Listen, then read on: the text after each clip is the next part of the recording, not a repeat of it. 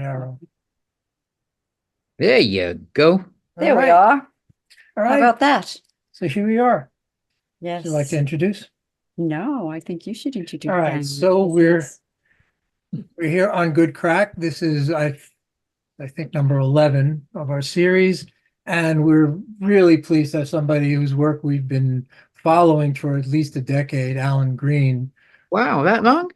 At least, Is yes. that long? It's you then. It's And you. Yeah, yes, it's been up all it along. was just been Oh my following you goodness. around, been following you around, Shadowing you. sending little notes and what have you through the ethers.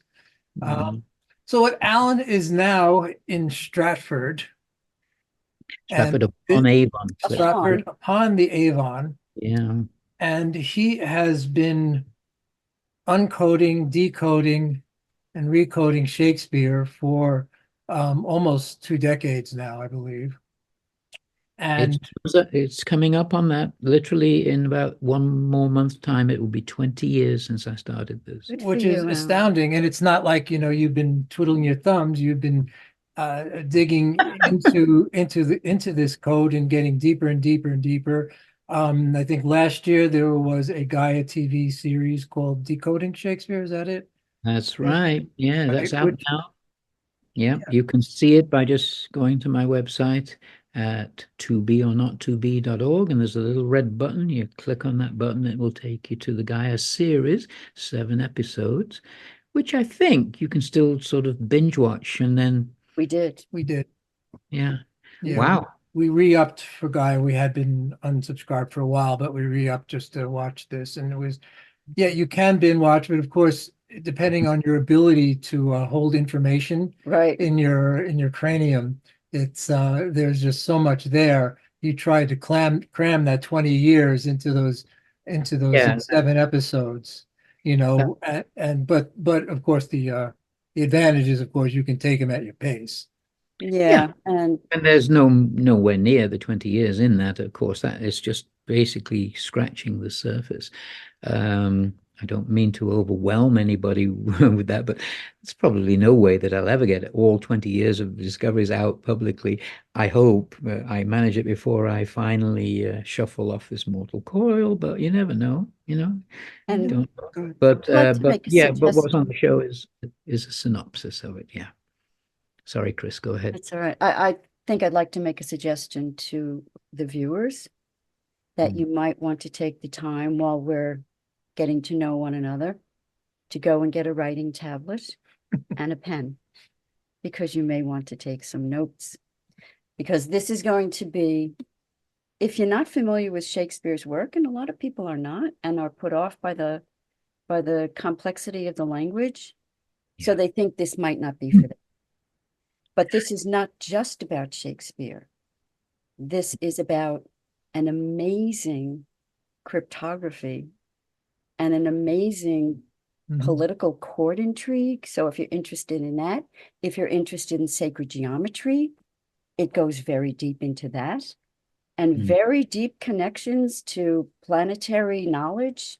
So don't stop here if just you think, oh, I don't know Shakespeare. Thank you for mentioning that, Chris. Yeah. It is almost the biggest hurdle that one has to encounter when introducing this, and that's why, as you well know, on literally episode 1, I literally say it in the first sentence. This is not the Shakespeare that you were expecting to see. Don't worry, it's not men in tights. It's not me thinketh. It's not the complicated language. It's a Shakespeare you had no idea existed. It's just yeah. stunning. And at the core of it is that the Shakespeare that I was told by let's say I'm an English major, and I was taught by someone who was taught by Coleridge, who was like one of the early great critics. And so he went way back. He was on the edge of retirement, and he wore a bow tie, and everybody sat in the same seats, and everybody was Mr. and Mrs. this and that, and and he didn't really care what you thought about Shakespeare, but he just wanted you to read it. So his tests were only quotes, and you had to say, who said what to whom, play, act, scene. Sure, And, yeah. the quote to be like, what ho? And you would have to figure out where they Well, came from. that's part of the problem, isn't it, Steve? It's just that there is no story, there is no real orthodox story of the man that we are told is Shakespeare, the man from Stratford. There just isn't, it's a blank. Mark Twain wrote a book called Is Shakespeare Dead, in which he listed and made a really strong attempt to get every single piece of documented evidence about the man from Stratford so that we could see, okay, we know this, we know this. The rest in all the, and I have to say, tens of thousands of books written about this great, great icon. And it's not to take away from the works of anything. I mean, obviously, he or whoever he is or was or the group or whatever, we'll get into that. No one doubts that this is the greatest writer in the Western literary history. Whether you like him or not, that's a totally other matter, but at least one has to sort of agree, well, yeah, I know he's the greatest. I might go and see one play in my lifetime, Midsummer Night's Dream or Romeo and Juliet, because I know I should, right? And yes, the language is arcane and sometimes difficult. On the other hand, it's been 400 years, more than 400 years, and people still go and still are moved to tears and to laughter and to anguish and every conceivable human emotion possible. You just are moved by it, even though you might not understand 90% of it, which in itself is a tremendous accomplishment, to think that the language itself, as difficult as it is, gets through. So there's something very special about the works, but we're not really talking about the works here. We're talking about a side of this great, I call it now an event rather than a writer, because there's something so extraordinarily unique going on here that the world must know about. I really, it's my passion to turn them onto it, to say, you've got to know this. This is more beautiful than you can imagine. Right, So it's right. got all kinds of other depth to it that we haven't as yet been aware of. And so we're going to touch on that side of it, the codes and Very the human side. Yes. And really you have to see it on the stage, because that's what it was. That's what that aspect of it was meant for, the human aspect, of plays. There was a Masonic Lodge here, that there's a local group, and they have a nice summer amphitheater, and they're yeah, wonderful. They're amateurs, but they're into it, yeah. and they do. And then for a while in the winters, they were using the Masonic temple, which was like losing money, so they were renting it out to them. And you would just see in these, where the Masonic mysteries would be done. They would do the plays. I mean, 5-10 feet from the actors in the middle And of it. they were actually drawing attention to the Masonic references in the works. No. No, but just the fact that they were there, I'm drawing the No, references. just the setting added quite a Okay, bit, I understand. Yeah, because it was built in the 1920s and the stage sets were beautiful. I see. Yeah, well, they are, aren't they? And they did a Lear that, I mean, I understood catharsis. I understood, the whole, emotion, running back, the whole You're reason for saying reason. you're quite familiar with going mad, Steve? Is that what you're saying? I've returned, Okay, Yes. that's nice. I've He's mad right returned now. carrying my poor Cordelia. Well, we're Yeah, we're but we're all in that luckily, boat together. We're all in that boat together. Yes, luckily only South by Southwest though. So Ooh, okay. all right, so just to get back to your bio a little bit, you had a like a minor new wave hit back in the 80s, and you had a music career, and I remember some story about Records trying to sign you, but they really wanted something very juvenile from you. And Well, no, they tried to sign me. They did sign me. It's just that they insisted on me releasing a song that was quite inappropriate to my own Hmm. desires. So right, it was something like something 14, I think was the, if I You're recall, 1 year off. You're 1 year off, Steve. It's 15. 15. Let's Oh, not, I mean, we can go there if you want. I mean, it's a funny story, well, but yeah, why not? Why not? If you don't mind. I was signed by Clive Davis to Arista Records. Big deal, you know. It's like, oh, Mhm. he's Clive Davis, you know. He's still kicking. He's still around and still very, very powerful in the music industry. Claims to have discovered everybody, which is fine. He probably did discover most. He had a phenomenal career, and his record label was Arista Records, and that was the kind of the holy grail of the recording industry. To get signed to Arista was, well, you've made it. You're going to put out a hit record. I was in his office in New York after he'd signed me, and he said, you know, I signed you, but you haven't written any hit records yet. And I had the gall to say, yeah, well, that's because you haven't released any yet. Good comeback. Mhm. And he said, well, yeah. I said, well, no. I'm the man with the golden ears. You haven't written any yet. Go ahead and write me some hits. So I was very pissed off, frankly, and I went home and wrote 3 songs that weekend. One of which, well, I demoed them all, but one of them was just a joke song, but it was an obvious hit. It was a template. It was an obvious. Um, if you heard it, you're going, oh, that's a hit record. Just to prove that I could write a hit, but it was a teeny bop song, and the chorus was essentially this, just a silly, stupid line, and the verse is about a supposedly young man falling in love with a very young woman and saying that her parents don't understand that I love you so much, blah, blah, blah, blah, blah. And the chorus goes, baby, you'll soon be 15. And you know what I mean when I said 15. And he loved it. He said, that's it, that's your hit. And I said, no, oh, no, you don't understand that. That was a joke. It's a joke, Clive. I said 15. I was 25 at the time. I said, I can't be singing a teeny bop song. Give it to the Bay City Rollers that was on his roster at the time, or somebody else, you know. But besides that, don't know if you're aware, it's illegal. Illegal. Not even 15 yet. The joke was he'll soon be 15. No, he loved it, and he insisted that I record it. Manager said, don't make waves. This is Clive Davis. Record it, you know. And eventually, after the whole album's recorded, he'll hear your other stuff, and he'll get over this particular fad that he wants to release this, and he'll see Deal with the your other stuff is good, and he'll say, oh no, forget that. You know, you should release this. So we recorded the whole album, and he still wanted me to release that record.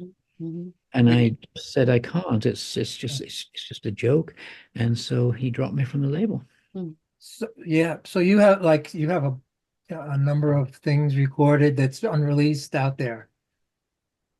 Oh yeah, I've got about 4 albums that never came out. My 5th album finally did come out on CBS and Pasha Records, an album called I Surrender, by which time they changed my name to Arlan Day, Arlan Day, and it was a small hit. I mean, it was like top 30, something like that.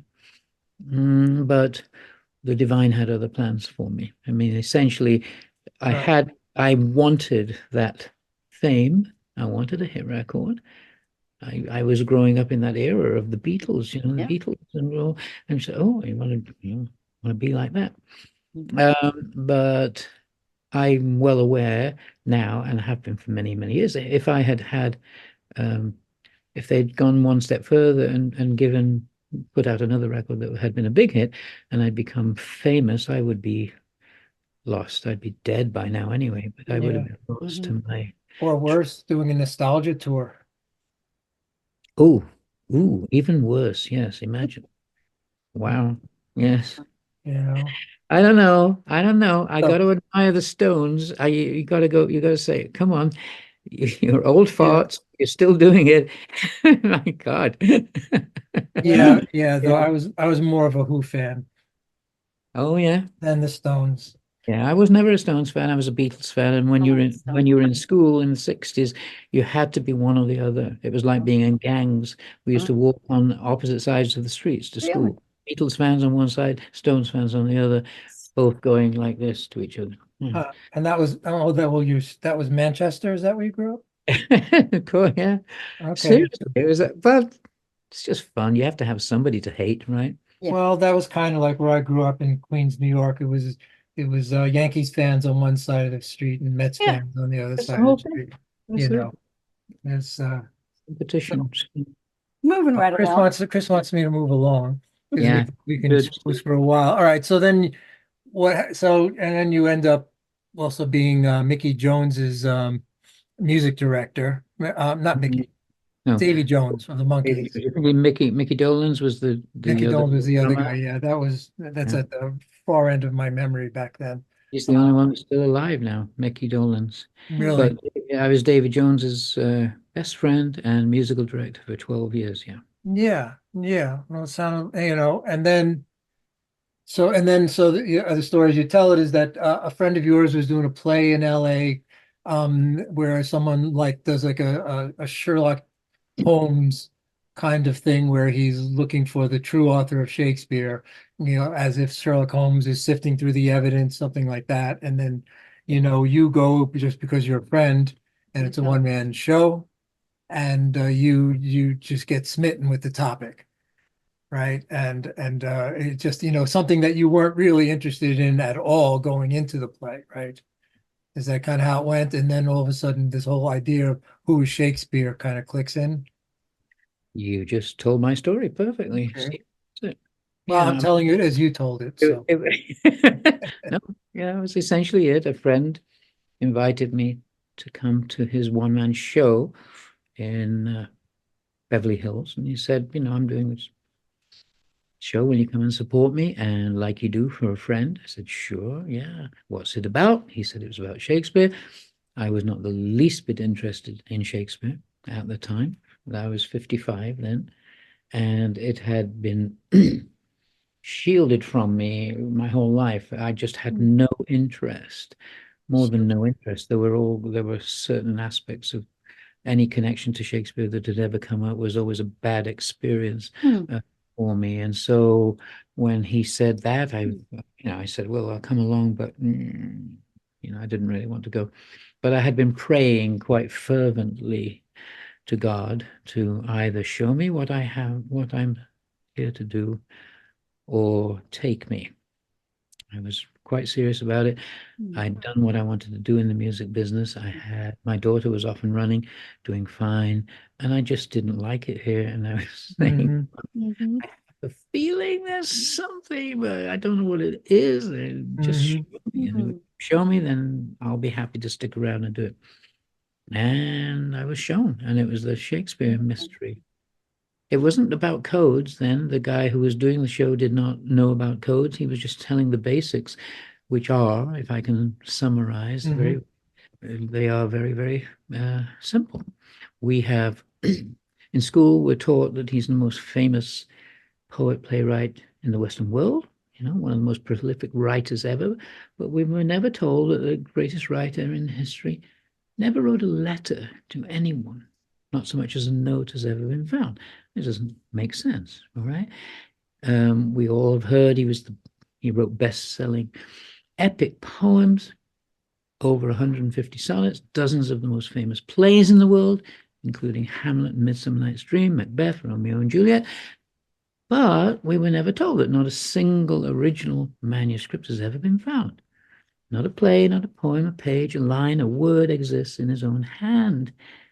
There's just 6 shaky signatures, all barely legible, all spelled differently, and the handwriting experts can't agree they were all written by the same person. 10 of his plays are set in Italy. And he is intimately familiar with the locations, the customs, the idiomatic language. 13 more are set throughout Europe, the Middle East, and African countries. But the man from Stratford never set foot outside of England. How does he know to write about these places? We were told he's this great scholar of the classics, fluent in multiple languages, unfailingly accurate knowledge of astronomy, astrology, medicine, botany, Greek mythology, the Bible, mathematics, music, politics, and above all, the law. Mhm. But did you know Mm. he Yeah. didn't own a single book? He didn't even own a Bible in his, and no record exists showing he had even the barest minimum of an education. So this was what I was learning at the show. He didn't show. and didn't know about codes. He was just saying, these are the basic facts. Wow. This is not my discoveries. This is just the history. He had the most successful 25-year career in London's theatres. He would have been a cross between, J.K. Rowling, Steven Spielberg, and Tom Cruise all rolled into one. Mm. But no contemporary ever reported even seeing the playwright. Hmm. And when he died, there were no eulogies. No one even noticed. So there's a mystery. Mhm. No. And that's what attracted me to it. It was like, oh, what a great story. My goodness, I need to get into this. And I started researching it literally the next day. And my intention, was to literally write it as a musical. Hmm. I mean, being a Hmm. musician, As a that's what, stage production musical, yeah, is that what you mean? Mhm. yeah, a Broadway show, sure. Oh. Hmm. And so that's what I started. For about a year and a half, I was researching and writing it as a musical, and I finished it as a musical literally like 18 and a half years ago. But then I started to find in my research other aspects where the codes were coming through, and I realized, ooh, I'm finding something far deeper than I thought I was signing up for, as it were. How were you seeing the codes coming through? What presented itself to you at that you saw a pattern as a code? You say the codes were coming Or through. the first Yeah. idea of how do you even recognize that there was a code in there? Yeah. All right. Um, let's strip it down to its basics. He either is the man from Stratford that we're all told about, that we learn in school, who this history I've just described, never went anywhere, no one ever saw him, blah, blah, blah. Or he's someone else.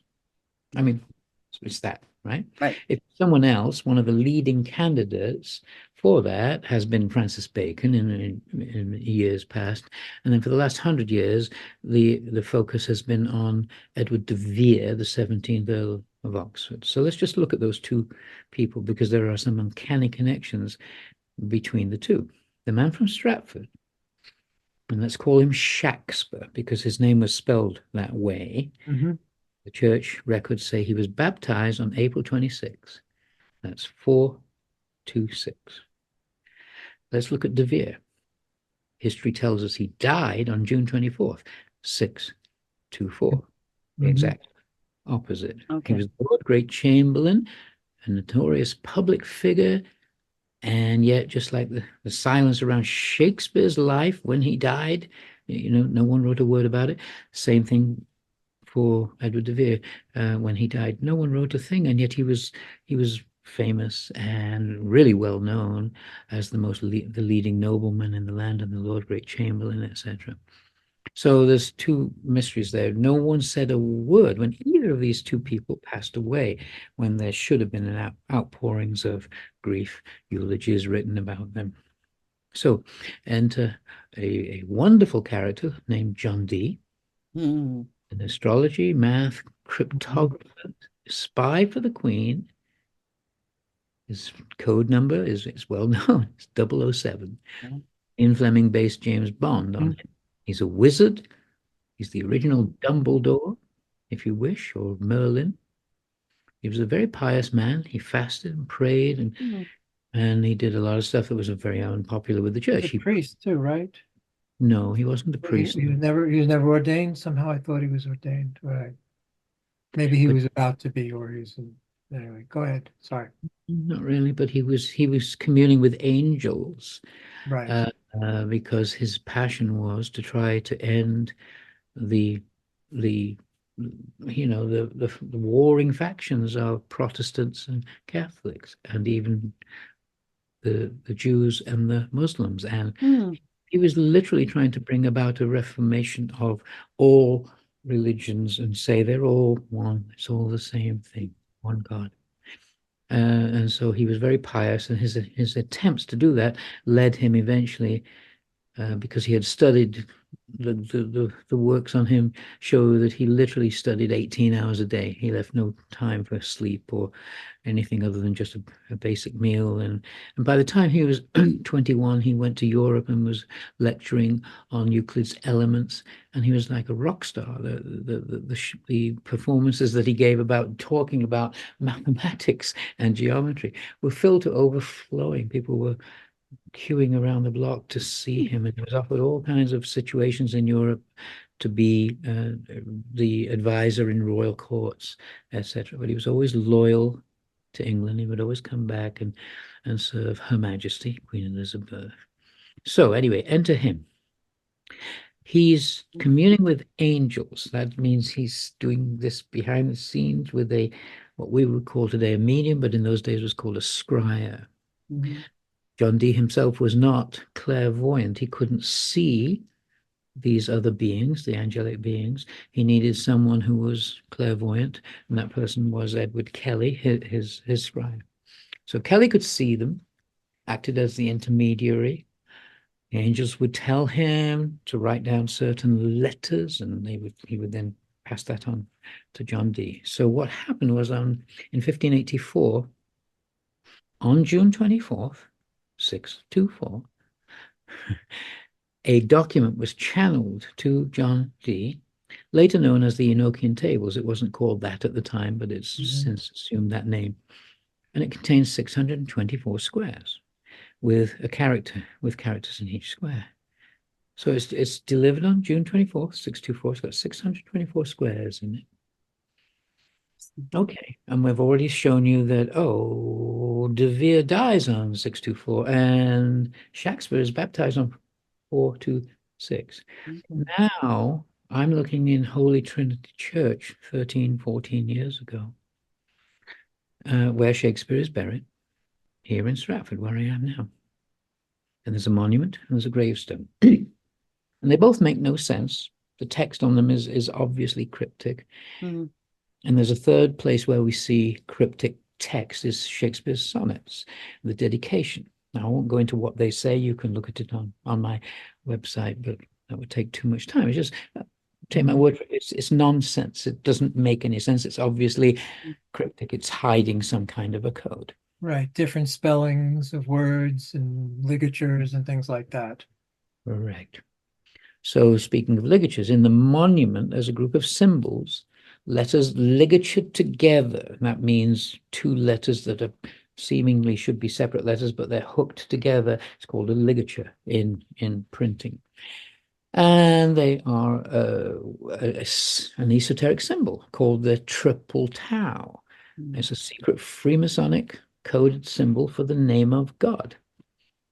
And it's really 3 T's placed together. I could show you this by sharing the screen, but I think we're just on roll. I just described it. I may insert images later, do some post-productions, and that should Excellent. be okay. That would be better, yeah. Thanks, Steve.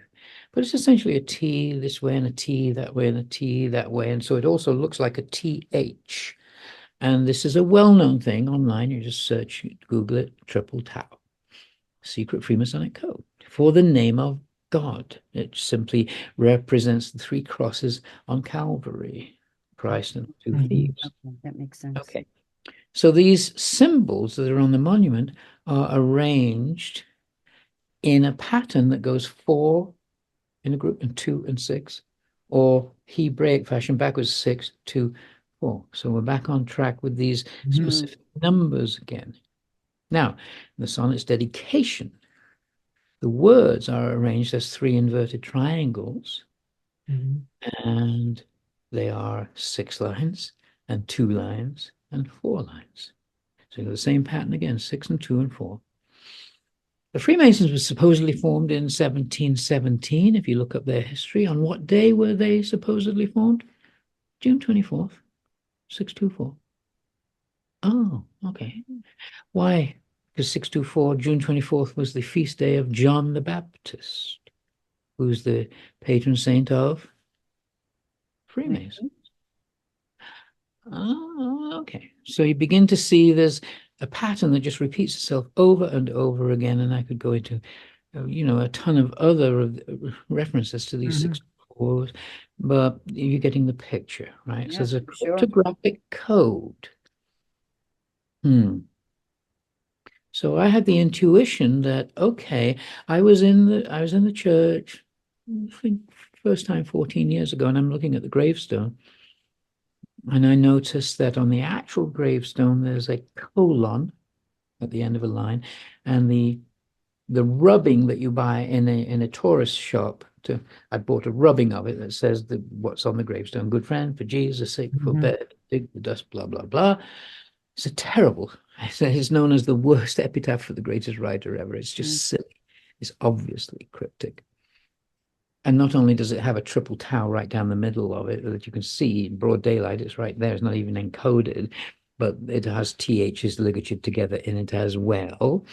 And so I realized from looking at it, there was a difference between the rubbing and the actual gravestone, which was just that the colon on the gravestone had become a single dot on the rubbing. If that had not happened, I might never have stumbled upon this idea of counting the punctuation as well. But it turns out that John Dee's specific signature in all of cryptographic history, there was only one other situation where you would count punctuation. In modern day cryptography, they just exclude punctuation and say, well, no, it's the characters, the letters that matter. But Dee was using this particular system of counting the punctuation as well. And so a colon would stand as two dots and therefore two positions. And when you put all the letters and characters together, a colon would then shift the letters across two spaces, and it would be revealing vertical messages in a grid formation. So that's how I started on it. And I realized, okay, so there's something about all of the punctuation that is important. So I just decided simply to add up all the characters in the Sonnets dedication, all the characters in the monument, all the characters in the gravestone, and guess how many characters there are? 624. Wow. So it wasn't really a great leap to then say, okay, I guess something amazing is going on here. You must obviously put those 624 characters on top of the Enochian tables. And so long as you know the key, then you can see what letters these are pointing to. So let me share screen just to take you through that. That will be a good stopping point to show you how that works. Yeah. I mean, it's just, we went through listening, watching, you go through a lot of this in the Gaia series, and just the astonishment of somebody putting this together. It almost would need a divine hand behind it, because it's just so sophisticated and working on numerous levels. Well, it's also, I'm thinking it's very much a study in humility, because the most humble of the punctuation is revelatory. Very Right? nice, Chris. And it Very nice. just holds it in silence. Yep. Yeah. Yeah, so there's something to that as well. And yeah, so let me show you. I'll share screen and just get into not that one. Let me show you this one. Right, so this is kind of jumping in the middle, but there's not enough time to go into the whole thing. Otherwise, I'll You press watch Right, the series. our listeners are sophisticated. Well, they will be when they're done. So here on the right is the dedication to the sonnets, and here's the monument, and here's the gravestone. And here's the Enochian tables, the way the angels channeled it to John Dee on June 24, 624. And here in between is literally that same grid that they told him to adopt in form here, but with the letters of this put into it. Okay. So that they literally to the only begetter of these ensuing sonnets. It's all there. It ends down here at the very end of, and cursed be he that moved my bones, period. Literally all the letters of what's called the ciphertext is here. This would be called the plain text, where the actual secret message is hidden. So you have to know what the key is.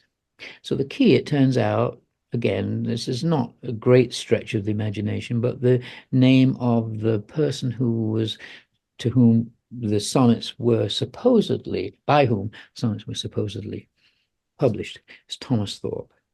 And so he's put his initials here, Thomas Thorpe, TT. But really, Thomas Thorpe, if you think of it as TH, Thomas, and TH, Thorpe, it's TH. It's another of those hidden symbols. So it was clear that that must be the key to unlock the whole thing. So anywhere there would be TT next to each other, I would say, okay, that's the key. And there are 5 sets of these double T's once you put all of this into this grid. And they point across here. Excuse me, I had to pull a plug out of the Sorry, phone. Alan. Maybe we can That's all right. We're good. clip this out. What has happened? The phone rang. The phone rang and I forgot to pull a plug out of the phone. Don't worry. Continue. We're good. Do you want me to start again? Clean break? All right. Maybe from the middle part. Just say, so the TT is the key. Good. There are 5 sets of double T's. When you Oh, I put see. the grid, those TTs point across to the Enochian tables and point to certain letters here in the tables, and those letters spell out living page. So Okay. that's why that's the key, the middle one. So you have to overlay that onto. Yeah, you're overlaying I see. the sonnet's dedication, Shakespeare's monument, and Shakespeare's grave is overlaid onto the Enochian tables because it's 624 characters. So you put it in the same precise grid that these are arranged in, and notice where the TTs, the key, point to the letters to spell out living page. All right, so far that's all you've got. What is that? Living page, maybe a document, a page, living, maybe, kept preserved, or, I mean, we're just guessing at this point. Living page, a document has been preserved, maybe. Oh. Now, what never happens in ordinary cryptography is that the key is in the plain text as well as in the ciphertext, but it turns out there are double T's in the Enochian tables. Now, that doesn't look like double T's, but these I've just isolated the only 2 squares in the whole thing that have double letters, YL and AE. And YAEL are 2 names of God, Yah and El. And I, again, to try to rush through this, the TT here, that it gives you the key, is 2 names of God, the TH and the TH, which is the secret symbol. So it's mirrored precisely there, plus there are these other 4 sets of double T's. Precisely the same as it was here. 2 names of God and 4 sets of double T's. 2 names of God, 4 sets of double T's. And these double T's now point back into this grid, and they are isolating letters that say Yo Stigmata. Well, there's a scene in a play called Twelfth Night in which Malvolio is trying to solve a code. It's never solved in the play. Whole books have been written about this mystery. What is this? Why is he trying to solve a code in the play that is never solved in the play? And essentially he says he's reading a letter that has been dropped in front of him to make him think that Olivia is in love with him. It's a very funny scene. It's just a farcical scene. And he's literally reading from the letter where it says, MOAI doth sway my life. I won't go into all of that, but the point is, momentarily later, it says, if this fall into thy hand, revolve. And when you revolve MOAI, you get IAOM, and IAOM just happens to be the Freemasons' most secret password. And so it's clearly telling you, oh, okay, the clues are in the Freemasonic symbols, and you have to revolve them. And so that's exactly what you do. And even though It seems impossible you revolve the entire structure. So the TTs here that were here are now pointing to completely different letters in the Enochian tables. And this is where it gets to be superhuman. I mean, it's just like, what? Amazing. Who's doing this? And those letters and the other ones pointing now back to completely different letters. Spell out, I have hewn desiderata. So you've got a complete document saying, living page, your stigmata, I have hewn desiderata. It's a rhyming Shakespearean couplet in tetrameter form. Living page, your stigmata, I have hewn desiderata, period. Okay, what does it mean? A living page is a document preserved. Yo was a word used in medieval times that meant look at, but didn't just mean look at, it meant really pay attention to. Really place your attention on what? Stigmata. What are the stigmata? The stigmata wounds are the wounds of Christ on the cross, aren't they? 2 in the hands, 2 in the feet, and 1 in the side. Where are the stigmata in a Catholic church, which is the church at the time where, this is all taking place? Mhm. They're in the Holy of Holies altar stone. Stigmata. That's the only place you find the stigmata wounds. They are carved into the surface of the stone.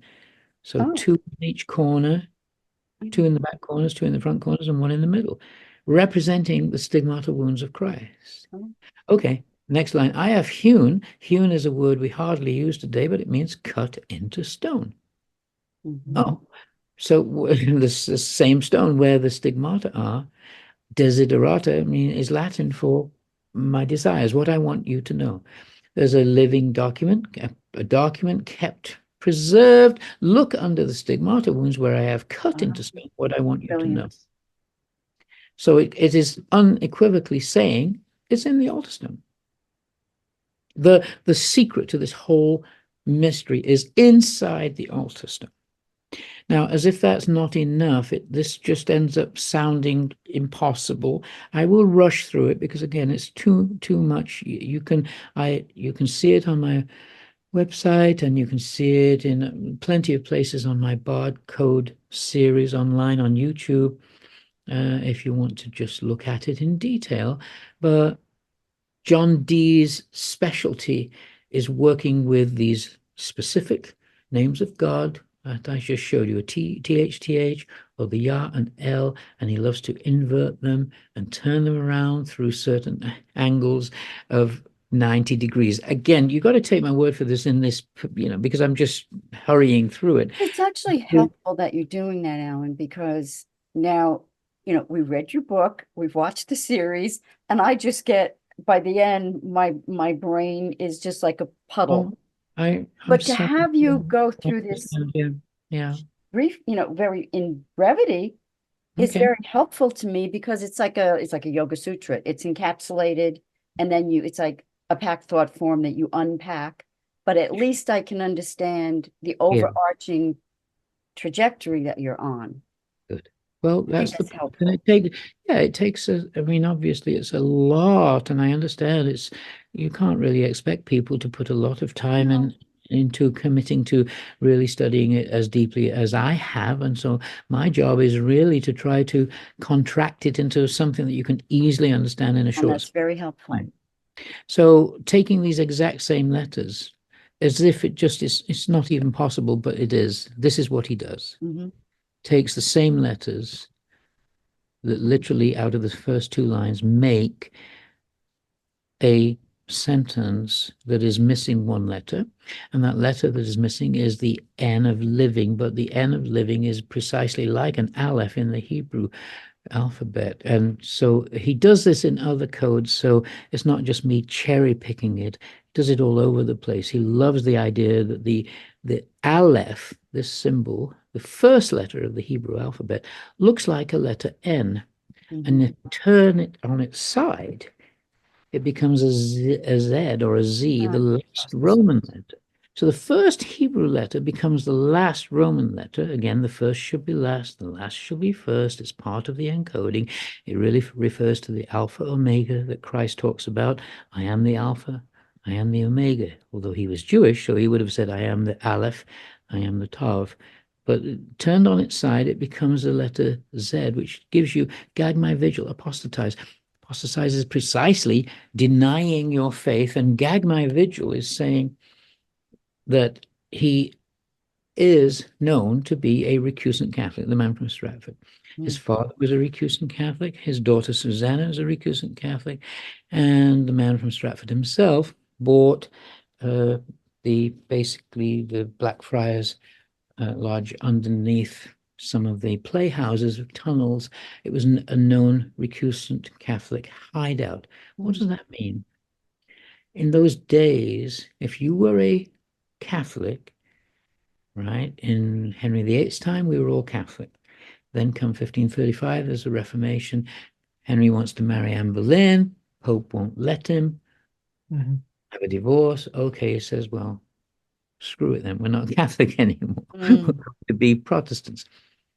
And all right, so the whole religion changed. We're now Protestants, the Reformation. And then his daughter, Mary, comes back on the throne, comes onto the throne. She's a staunch Catholic. So now we're Catholic again. And she dies, and Elizabeth's on the throne, and now we're Protestant again. In 25 years, we went from Catholic, Protestant to Catholic to Protestant. Nobody knew what to do with their beads. Half of the country were Catholic, half of the country were Protestants. Oh, I think wear them as And if you were caught at the wrong time in the wrong place, you could be burned at the stake for being the wrong religion. Many were. And many were. And so at the time that Shakespeare from Stratford, is coming upon the end of his life, if these codes actually refer very cleverly to him, as well as to the overall mystery, which I believe they absolutely do, he's saying, gag my vigil. What does that mean? Silence is gag. Silence my vigil. I cannot have a vigil. A vigil is a Catholic mass that is said at your death. And the family gathers around for 24 hours and prays over the deceased's body. And it's a vigil. It's saying, oh, he was a wonderful Catholic. And so to a Catholic, it's absolutely necessary to get into heaven by having a vigil and by honoring your actual religion. And he's saying in these codes, silence my vigil, apostatize. That's the very word that means I have to deny my faith. Why? Because if he's the writer, he's in London, living high on the hog, writing Protestant propaganda in the history plays. He's denied his faith. Some people believe it's Protestant. Some people believe there's Catholic influences. It's all over the place, but for sure, he is living in a Protestant world and having to be Protestant. So come the end of his life, what's he going to do? He has no choice. He cannot have a public vigil that will out his family, and that means his daughter Susanna would be tortured. Even her children might be imprisoned. She could possibly be tortured and burned at the stake. He's in a quandary. If he wants to actually, to a Catholic, if he dies having denied his faith, he's in hell forever. So the only way that can be reconciled is he's going to tell, I'm saying, I must tell the truth about my true religion. How am I going to do that? Well, the other half of this then becomes, I have hewn desiderata becomes, oh, yeah, I'd forgotten about this. This is a stamp put out by the Vatican in 2016, commemorating the 400th anniversary of William Shakespeare's death. The Vatican is putting out a stamp honoring the fact that Shakespeare was a Catholic. Oh, interesting. Is that Shakespeare's coat of arms? Shakespeare. No, that looks the papal. No, that's the Vatican's coat of arms. Oh, okay. Yeah. Yeah. But this is a stamp from the Vatican saying as far as they're concerned, they know full well Shakespeare was a Catholic. And that he had to be a recusant Catholic, meant he had to be doing his mass in private for fear of death. So what's he going to do at the end of his life? He's going to have to confess his true faith. Somehow, what better place to do it than to say, I'm going to put it inside the altar stone. And this is the other half of it. Heavenward idea highs. Okay, heavenward is obvious. Highs means hurries. Hurriedly, something is being sent heavenward. An idea, the original meaning of the Latin word idea is the original, it's a plan, a thought, a template of God. It literally means a prayer is being sent hurriedly heavenward. And what's left is the T, and the T is the last Hebrew letter, the Tau, and that was in the original codes that I show in another part of the Gaia series, that the Tav becomes an Aleph, the first is last, the last is first. It's the same as the expression, I am the Alpha and the Omega. So Tav becomes that triple Tau symbol that I told you about at the very beginning. So the Tau becomes the first Roman letter, becomes the last. I'm sorry, I said it the wrong way around. The last Hebrew letter, the Tau, becomes the first Roman letter. So he's literally made this Alpha Omega duplicate itself just the way it was in the first way across. And now he's got a second tetrameter form Shakespearean rhyming couplet. Gag my vigil, apostatize, a heavenward idea eyes. So the whole thing is saying, literally, that's giving you the entire structure is Alpha Omega or Omega Alpha. The beginning and the end is the name of Christ. And he's saying, I cannot have a vigil. I am a Catholic. I have apostatized. I've denied my faith. But please, I'm sending a heavenward, a prayer, hurrying to heavenward to tell you I've left a living page, a document preserved. Look under the stigmata wounds in the altar stone where I have cut a hole telling you what I want you to know. In here. That could not possibly be clearer, and it fits the man from Stratford perfectly, but it also in its own way fits Edward DeVere. And this is the tremendous beauty of this, the complexity of this thing, because do you know what the name of the altar stone is in Hebrew? The actual original name for the Holy of Holies altar stone is DeVere. Is DeVere. Really? Yeah. Wow. It comes from the root word. It comes from the root word devarim, which means word. And yeah, I'm going to stop sharing here because it just sort of goes back and shows you a little bit more of how that whole thing goes into It's another. just crazy. It's almost crazy, but the beauty of it is that is impossible. It's not possible to say, oh, that's just random. No, that's absolutely intentional. And it gives you a picture of the possibility that the man from Stratford is the author. Now, the reason that is important is because I'm in Stratford now, trying to convince the church that they have something inconceivably beautiful in their church. Now, yeah, it's hidden in the Holy of Holies altar stone, which is a holy relic. And of course, there's going to be lots of resistance to actually opening that up. So now I just have to go and back and just show you how this all ends and why I'm here. I'm going to share screen again and say, look, let's look at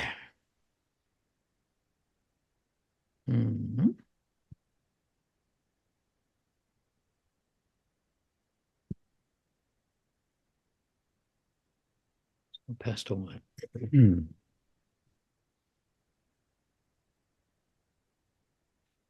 You can cut this out while I'm that's all right. post-production. Let's just look at what the scan shows us. Because, of course, I did this for a purpose, obviously. And you'll tell the wonderful story. So So here we are, living page, stigmata fuim desiderata. Now, it's all, something is inside that altar stone, and I had to do what I did 13 years ago and radar scan that altar stone, and because it contains the proof. If I had just come to Stratford and said, I have these codes and it says living page, your stigmata, fuim desiderata, etc., they'd just say, well, it's very interesting, Alan, but you're just another one of the many nutcases who have come here. Tell us you think you've got some codes. I had to get proof. I mean, there was no two ways about it.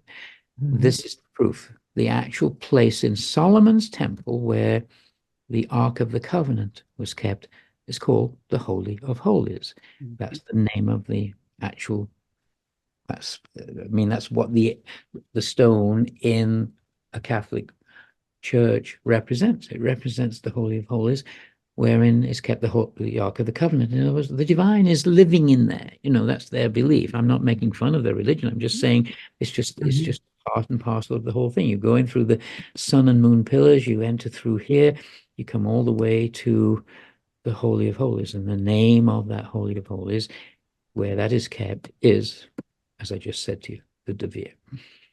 That's how it's pronounced. Well, that comes from the word. What do you read, my lord? This is Hamlet. Words. Words. Words? Polonius asks him, what do you read, my lord? And Hamlet, feigning madness, says, words, words, words. What he's really telling us is the actual word for words. This is another version of it. Words. Words. It's a very famous scene. But what he's really saying is he's saying, DeVere, DeVere, DeVere. He's actually giving you his name. And he's also pointing you to the altar stone, right, where the truth resides. Plus, here. saying it thrice is an incantation. Yes, it is. Exactly. And so if we open it and we find that, there's nothing there, then okay, the man from Stratford is, and that's fine. I would be a hero.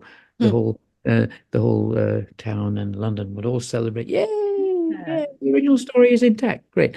On the other hand, if they find out it's this guy, well, maybe my Prius might. Oh, Alan. No. Oh no.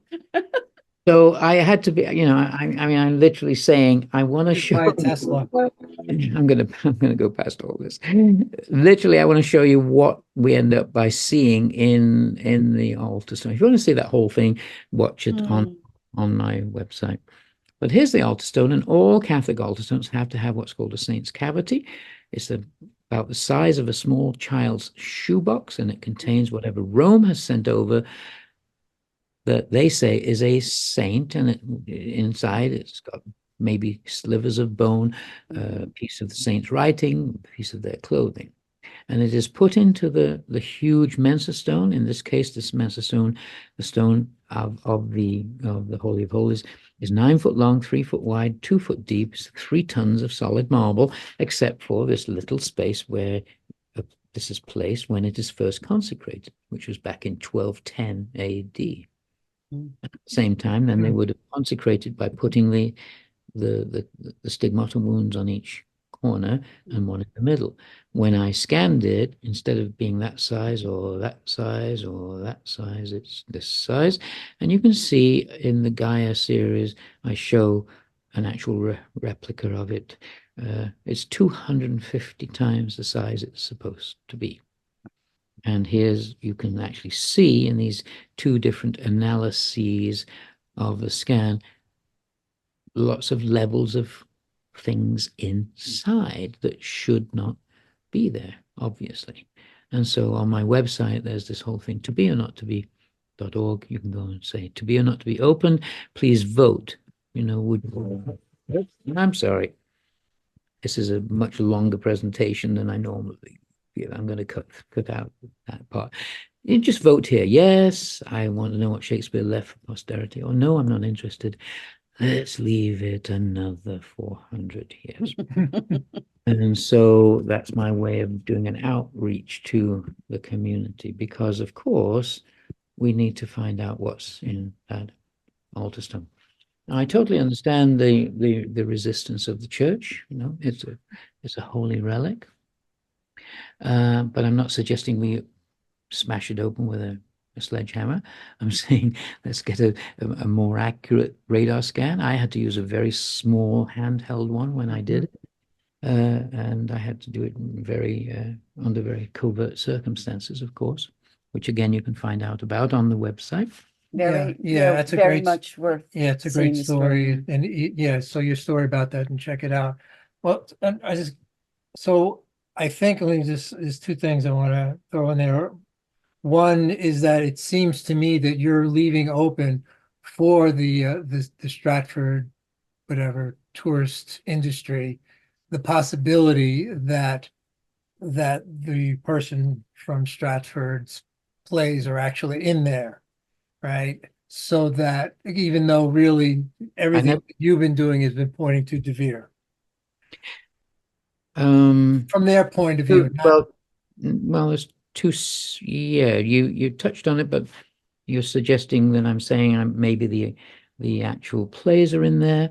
And I know, I don't ever say that, because that would be just pure speculation. I do know from the codes that the sonnets are in there in the original hand of the author. That's going to be very, very important when that's eventually found. I don't know what else is in there. What it is leaving open is the possibility that the man from Stratford, is either the writer or a partial writer, or is collaborating with Edward DeVere, or even if the DeVere part is just really referring to the altar stone itself and its name. I mean, obviously, there's a lot of my work is out there saying that I truly believe that Edward DeVere is the true author. On the other hand, the fact that the name DeVere is the actual name of the altar stone itself, and it comes from the root word devarim, which means word. And in the beginning was the Word, and the Word was with God, and the Word was God. It is divine. It is sacred. That's why it has that name, DeVere. The Holy of Holies altar stone is actually a reference to the original Word. What happens when we have a creation? John says it's Word. Moses says it's light, let there be light, but they're both the same thing. They're both just vibration, right? The moment we come from unity consciousness into duality, we have light, dark, electron, proton, yes, no, up, down, male, female, right? be, not And be. my understanding of Greek, the logos, which gets translated into verbum, which gets translated into word. For the ancient Greeks, starting with, I guess, Heraclitus, that it means the pattern from which we go from unity into, it's one of the many meanings of logos, but it's one of them is that, ratio, pattern, all those things are in there. That we go from unity, you need some sort of pattern to go from there into manifestation. Yeah. And that's what the logo stands for. That's what the word is. And people get hung up on the language word.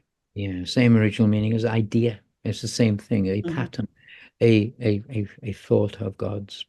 So it's really on many levels. I always refer to it now as a scripture. We know of Shakespeare as the great dramatist, the poet, playwright. We do not know this other side that he, she, it, they, whatever it is also a magnificent polymath who is telling us that mathematics is just as important. And why is that? Because the right brain is associated with creativity and arts and poetry, right?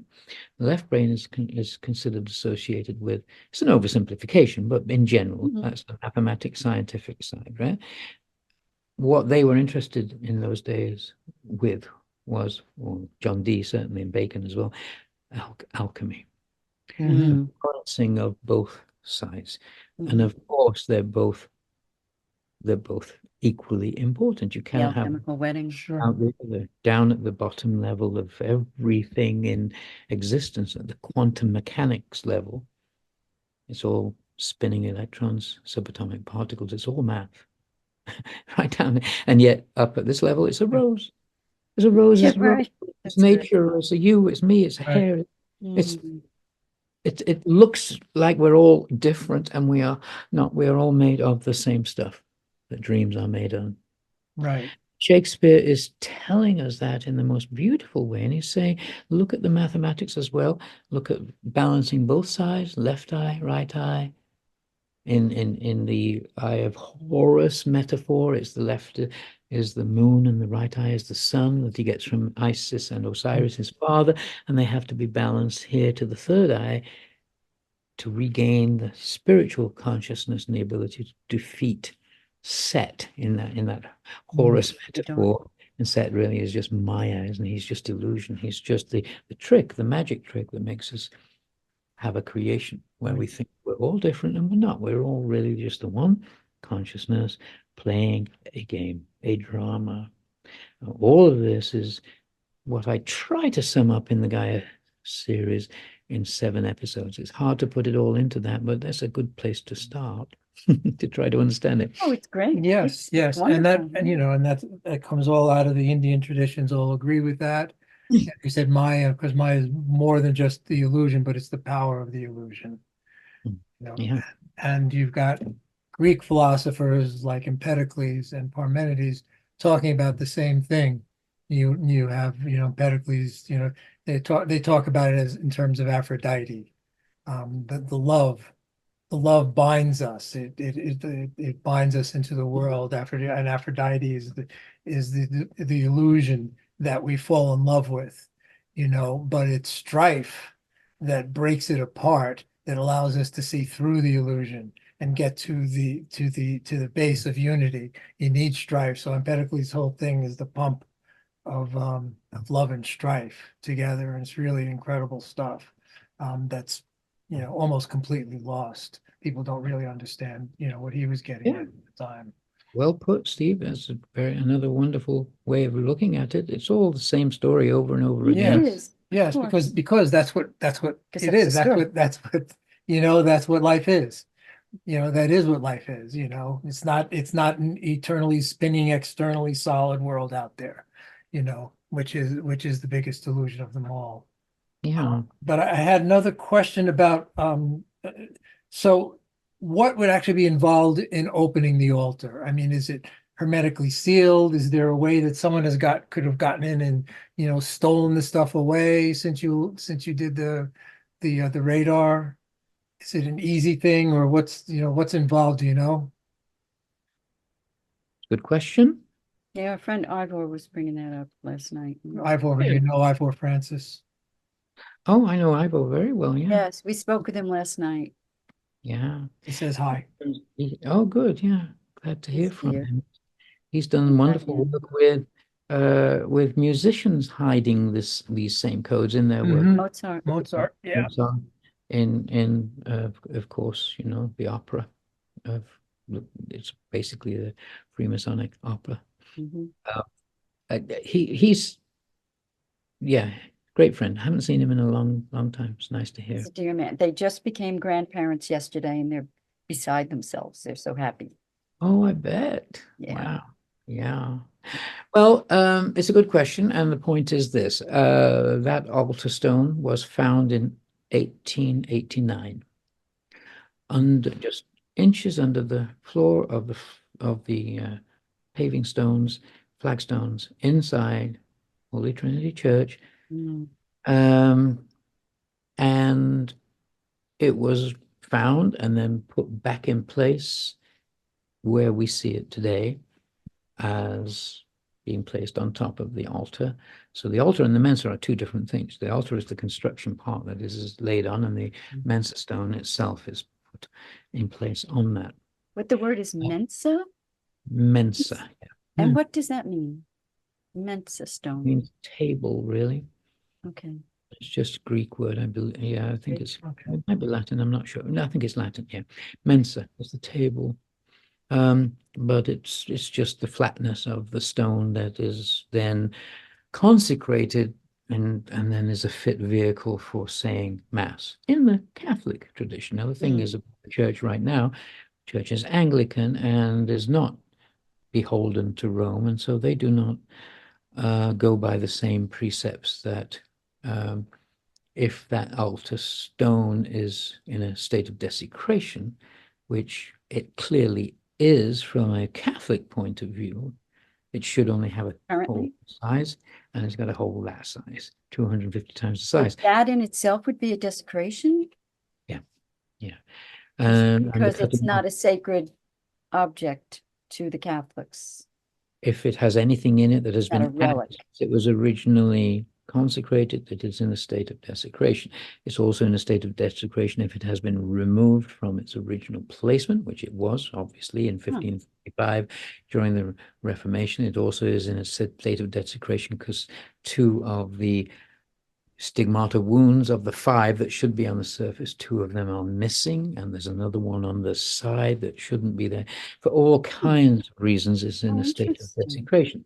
The church presently today does not accept that. They say, well, we don't care about that. We have no onus with, we just don't, we're not Roman Catholic. So to us, it's not in a state of desecration. Okay, and I respect that. You're asking, is there any possibility that it has already, whatever was in there has been removed? Obviously, I scanned it in 2011 and it was there then. You can see it. So has it been altered since then? I can say unequivocally no. It would be impossible. The whole thing is cemented into the back wall. It's cemented into the floor. And they're not about to move it. And if they had, they would have had to have invented some sort of subterfuge and said, well, there's a gas leak and we need to close the church for a couple of weeks. It's cemented So, actually into the structure of the building, the Yeah. back wall. so it's not an easy thing. It's not like get 4 guys, lift it up and look what's inside. I mean, it's not an easy thing to open it. No, it's completely one unit into the back wall and into the floor and into the whole surroundings. Oh my. Plus, I've filmed every single square inch of it in previous Well, filming situations when I was there years ago, in order to protect against that. So no, we know it's in the same state, and if they Okay. had the will to open it, they would find something in there that, honestly, since I said at the very beginning, we have nothing of Shakespeare, right? We Mhm. don't have any manuscripts or anything that is in his hand.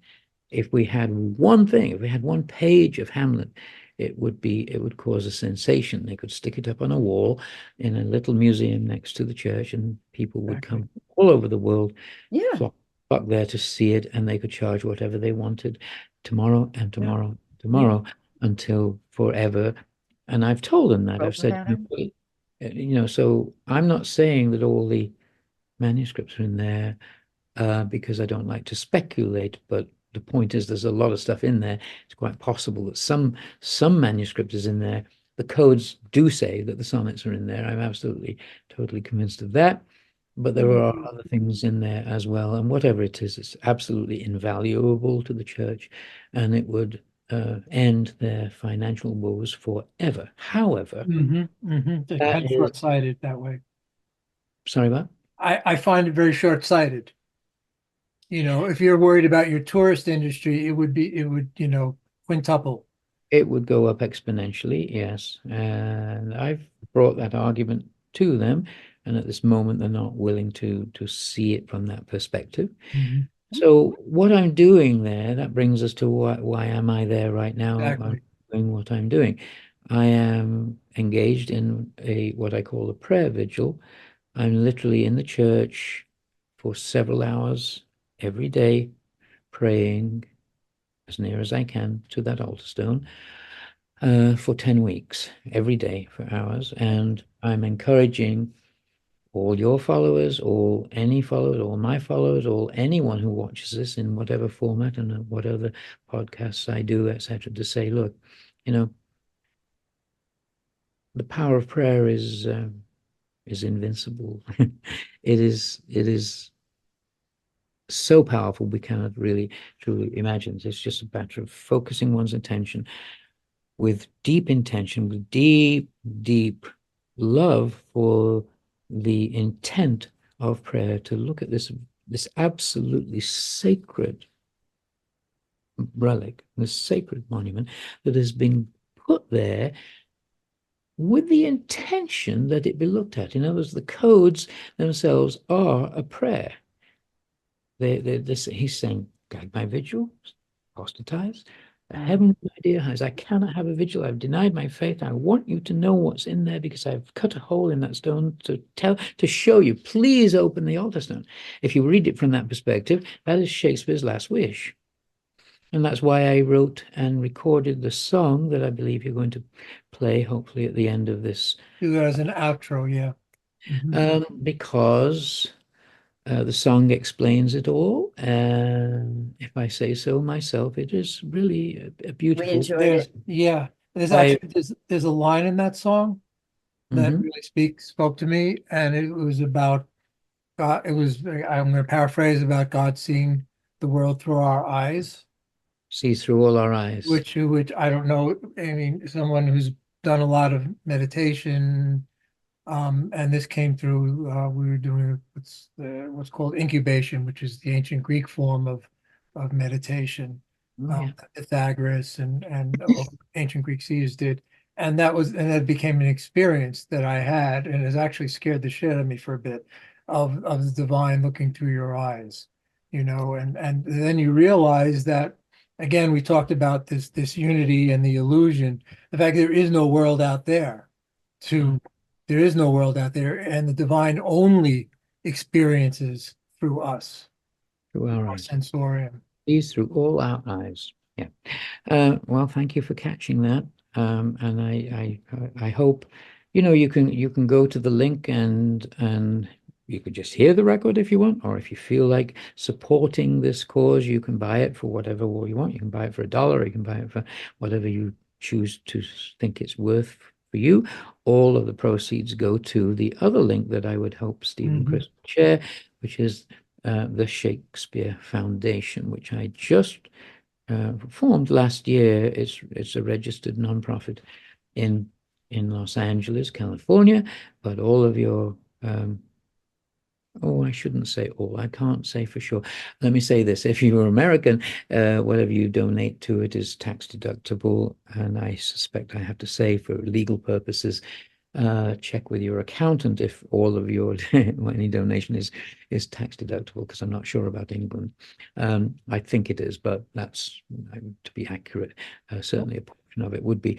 But the point is I've created the Shakespeare Foundation to be an organization to raise money to support the arts in the name of the true Shakespeare, whoever that turns out to be. Now, if it's the man from Stratford, I honestly, I don't care one way or the other.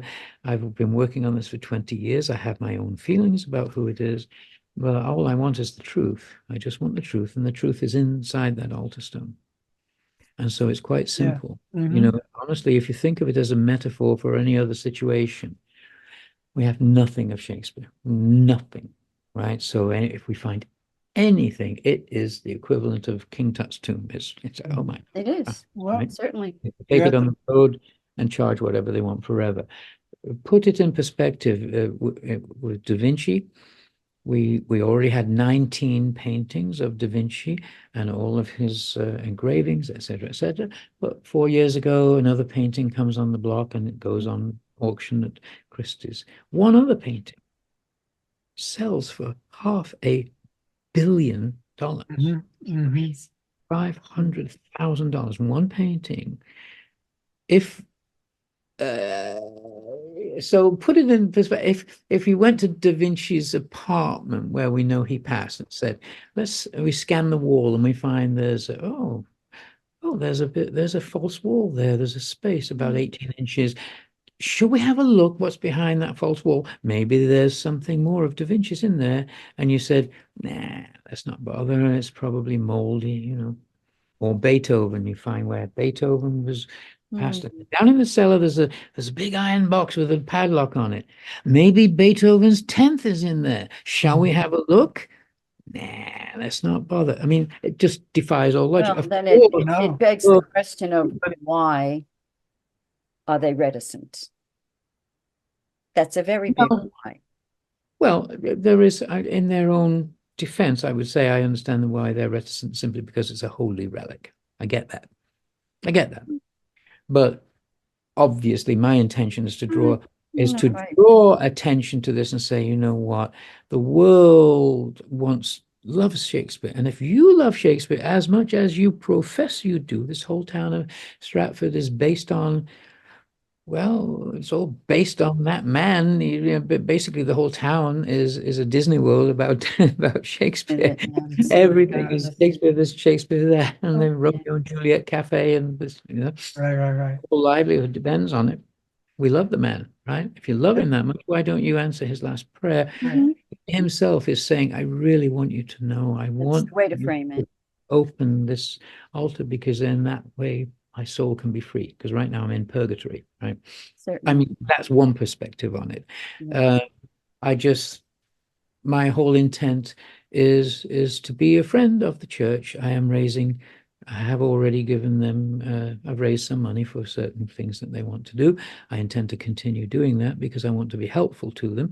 At the same time, I've said very clearly, but my ultimate goal is to open that altar stone so that the world knows the truth, and that finally, after 400 years, instead of having this cloud of doubt hanging over your entire town, which it is, it's always been there, people are always asking, yeah, but what about this other thought? Maybe it's Bacon, maybe it's DeVere, maybe it's Marlowe, and maybe it's, it's always there. Why not get rid of it? Alan, you can always reconsecrate something.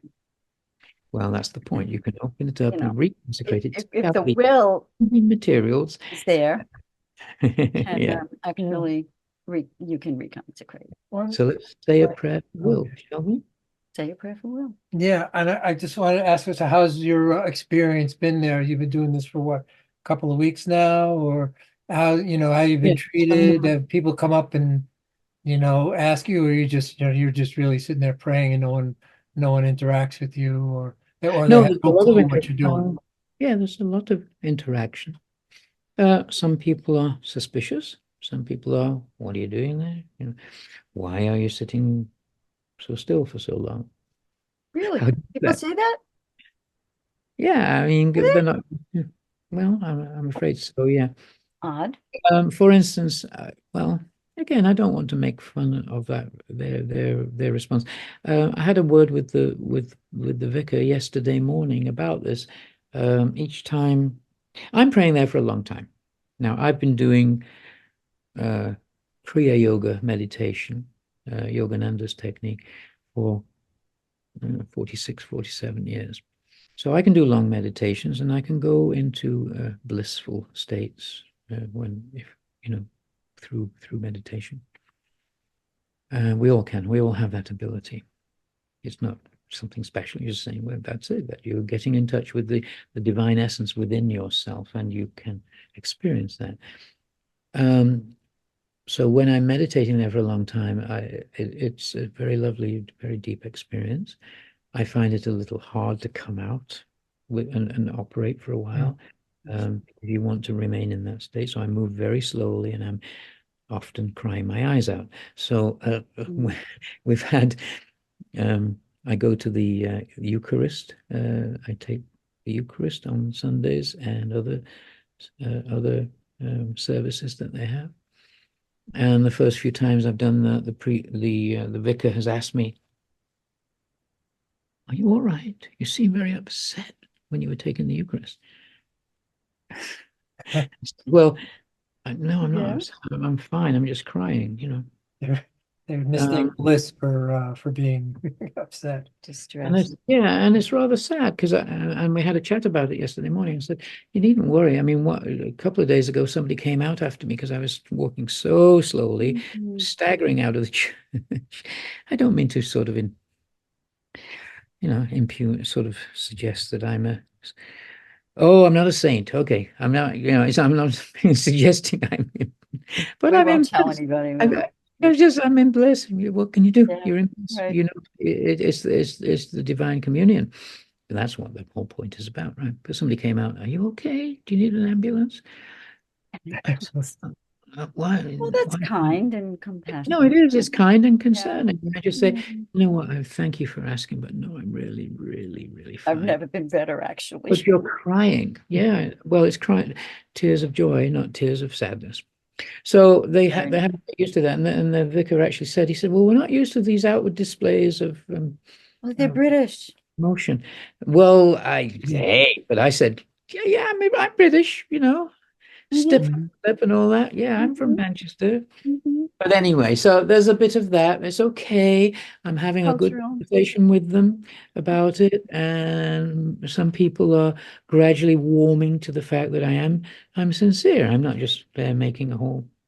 I'm not making it a manipulative thing where I'm trying to instantly get all kinds of publicity for it. I'm just there, but I am at the same time. I'm asking people to support it in whatever way they can, either with the song or with going to the foundation. It would be helpful. And the other really valuable way that your listeners and followers can support is to pray with me, you know. And how do you do that? Well, we're in the process. We don't have it launched yet. It will be launched within a few days. We're having our own website called shakespearevigil.org, where we are going to send out a whole email blast to all my followers and other followers uh, uh, all over the world. I have some friends who have literally millions of followers. We're going to be contacting them and saying, if you want to help in the most sacred way possible, please just fill in this form and send it to the shakespearevigil.org, where you can choose. You can say, yeah, I can give 15 minutes. I'm going to pray 15 minutes on such and such a date, or I'm going to give an hour or whatever. And the idea behind that is that it will be visible online so that people can get excited about the idea of raising consciousness in that way. If they're just praying, that's fine. But if there's an actual prompter that's going up, so that in a couple of weeks we say, oh, look at this, 10,000 people have prayed and we've got 100,000 hours prayed. People respond to We that. will have 1 million hours prayed. We'll have 2 million hours prayed. It becomes a thing, sort of like a telethon, I suppose. Mhm. There's a Evermore. let's reach the next level, Yeah. and how powerful that will be. And I'm just asking for people's time, for them to Good. put focused attention in. How lovely to be part of a movement that will ultimately result in, I believe, in the church being sufficiently moved by the idea of all these people praying for their church and for their environment and for the altar, that they will see the wisdom in bringing the truth to light, opening it up and saying, oh my goodness, look at this. And whatever it is, it's going to change It can certainly their help change fortunes. the trajectory we're on, which is not a good one. Yeah, right. Well, there's that as well, isn't there? Right. So, Mm. yeah, I don't want to drag this out too long for you because you need to live your life.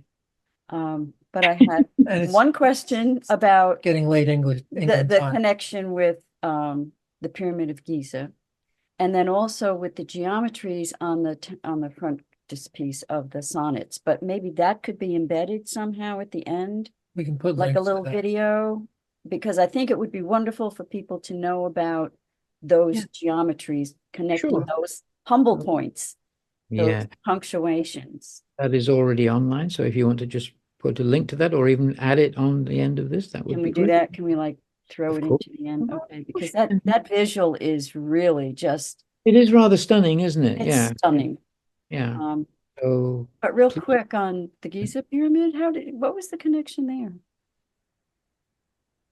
well, it's just what you just mentioned on the cover of the Sonnets. Because of Ultimately, the sonnets, it came through the but how did they know all of that? What was what was informing them of those qualities of the pyramid, In other words, to encode the the measure, chambers and yeah, when they encoded the the Lat- longitude and the latitude of the pyramid into the sonnets. So, so they must have known that. And I know Dee was a cartographer. So, Yeah. but Well, where they've gotten that information, What's the connection? just If there's a quick was answer. it around, or was it known generally back then? No, wasn't known, wasn't it? I mean, Galileo was still wrestling with longitude 25 years after Shakespeare died. We did not know how to do longitude. We knew latitude, but they embed the actual geographic coordinates of the Great Pyramid on the cover of the sonnets to a precise accuracy that defies all logic and shows you that they know the precise latitude and longitude of the Great Pyramid, plus many mathematical constants that are revealed in that iconic picture when you're just connecting the dots on the cover of the Shakespeare's sonnet. Gives you six perfect right angles, triangles with a circle going through them all. And each of them gives you if you check the ratios of the non-hypotenuse of each of them, it gives you 12 mathematical constants, 5 of which were not even known back then. So your question is, how do they know that? How do they know? Do it? Well, that gets down to the basic reason for the secret societies known as Freemasons, prior to them, Rosicrucians, prior to them, the Knights Templar, prior to them, the Egyptian mystery schools. Okay, so it came through that thread. John Dee was. Okay. Well, again, Dame Francis Yates says that clearly he was the Grand Master of the Rosicrucians. There's nothing that states it because it's a secret organization. But on the other hand, it's pretty clear that he was, and that Bacon was, when the mantle was passed from Dee to Bacon in 1609. This is the purpose of these secret fraternities, where the knowledge from the higher ages is kept and passed down generation to generation, because they know about the precession of the equinox and the fact that we go through yuga cycles, or what the Greeks called, the golden age, the Bronze Age, the Iron Age, where we go through a descending cycle of 12,000 years, where we lose temporarily all the knowledge that has been built up over the previous ascending cycle. In the yugas, it's the Satya Yuga, Treta Yuga, Dwapara Yuga, which we're in now, and Kali Yuga at the very base, when we're burning people and burning books and burning information, right? It's a cycle that just goes on and on and round, 24,000-year cycle that Sri Yukteswar talks about in The Holy Science, if anybody's interested. And so if we knew that during the high periods of our knowledge, when supposedly, according to the Vedic scriptures, we walk the earth like gods, we commune by telepathy, we know about anti-gravity, we know about how to move these stones into position using sound, right, and bring them into position, which we cannot do now in our present state of awareness. But the idea is that these sacred societies, secret and sacred societies, are keeping this knowledge in order to pass it along. So that's one way in which it can be understood, that even though in general the world was unaware, this knowledge was being kept, and that's why it was hidden in sacred geometry in a way that the authorities in the church would not even see it. They wouldn't know it's there. Not with those dots. No. And eventually then somebody comes along who's able to decode it, and then they can see that, oh, that was known back then. Okay. The other way, though, is of course just directly. If these are truly what we might call ascended masters, then they just go here to get that information, which we're all capable of, right? With higher techniques of meditation. So I think it's a mixture of the two. I think the fact that take the Rosicrucians, right? The Rosicrucians come out with manifestos in 1614, 1615, and 1616, and one of which is called The Chemical Wedding of Christian Rosenkreutz and the Knights of the Golden Stone. Rosenkreutz, Golden Stone. In Hamlet, two figures who show up who don't even know why they're there, and Hamlet keeps saying, "Were you sent for?" Rosencrantz and Guildenstern. Rosencrantz and Guildenstern. The golden Beautiful. He's obviously a Guildenstern. Rosicrucian. Right. It's just silly to even suggest otherwise. That no, Maybe. that was a coincidence. No, it's all part and parcel of the hidden, and that's why all the symbols that allowed me to see the codes in the gravestone, the monument, and the Sonnets dedication are Freemasonic symbols of this teenage ligature that is a triple tau. Mm. If you want to go into that in more detail, go again to the website or to the Gaia series or to my barcode. I'm sure you're going to be putting all those links up on screen. But the most important of all, please go to the Shakespeare Foundation and help support this movement, possibly buy the record.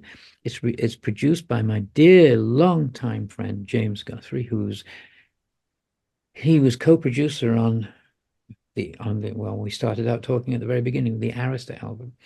He was co-producer on the Arista album 46 years ago. Why? And we became best friends and have remained best friends ever since. And he produced this. He's Pink Floyd's producer. He produced The Wall and everything that Floyd ever since. And Roger Waters is always doing remixes of surround sound versions of things. And I called him up and I said, I've written this song. I would love it if we could do it. And he very, very graciously set aside quite a lot of time in his studio in Lake Tahoe. I drove up there just before coming out here to Stratford. We recorded it, and it is a beautiful piece. I enjoyed your singing voice. You have a lovely singing voice. Thank you. You're welcome. And you had a mellotron on it. We're using mellotron. We're using we used a harmonium as well, which was a little nod to to Guruji. Yeah. Yeah. Oh, those recordings are incredible. Yeah. No. With Gurjeet playing the harmonium. Yeah, they're great. So, Alan, thank you. Yeah. Anything else you want to do? Yeah, I mean, we can go lots of places, but I think you need to rest. This is plenty. We'll get, like I said, we'll get all the links up. We'll do a little post-production. We'll make sure everything is as clear as we can make it. Thank you. And yeah, I think we covered plenty of ground. Thank you for your time. And we'll say a little prayer for Will. We'll light a candle. Oh, please do. And thy will be done. Good. All right. Well, thank you, Chris and Steve. You're welcome. Okay. Let's do it again and do a deeper dive next time. Well, we can we'll do the live coverage of its opening. Yeah, we'll fly over. All right. Yeah, that would be great to do a follow-up. Okay. If you're open to that, it would be lovely. I absolutely am, of course. Very good, Alan. You're welcome. Have a good night. All right. God bless. Good night. Good night.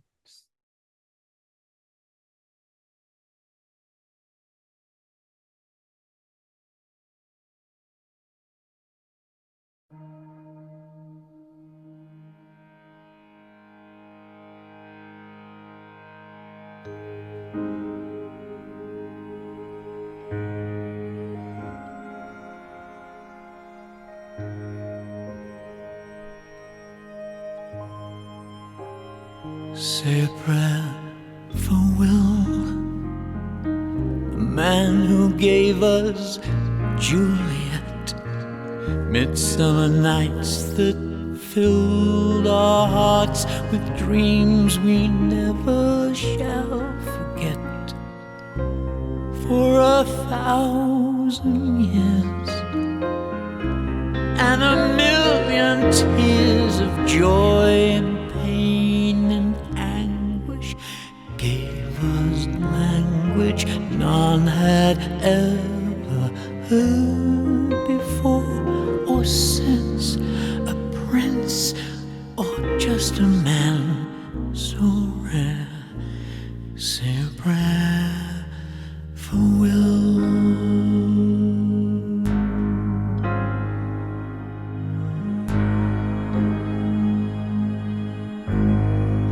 Say a prayer for peace. Montagues the Capulets. Can we not finally ease his pain? The slings and arrows, the comic debts of 1,000 years, and a million fears and doubts. Who's in, who's out, who's fated? Wash away our sins, the sacred blood we've spilled, of all we've killed in the name of love.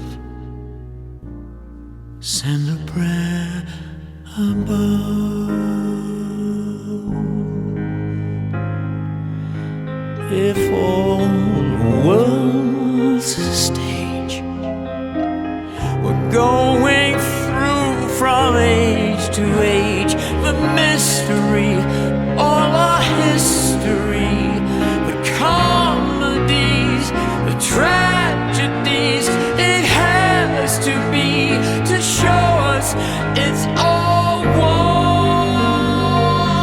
A shadow play within a play, disappearing in thin air. Say a prayer for Will.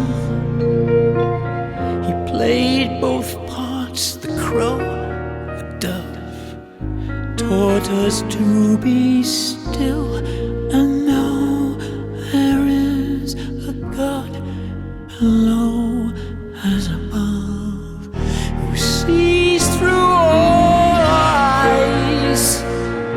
He knew he must apostatize, deny his faith, and had no doubt. In time the truth will out within the holy stone.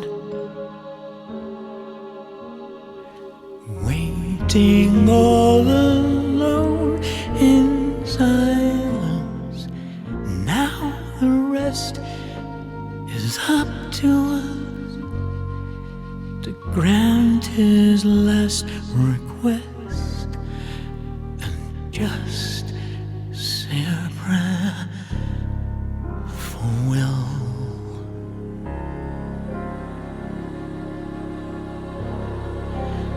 Say a prayer for Will.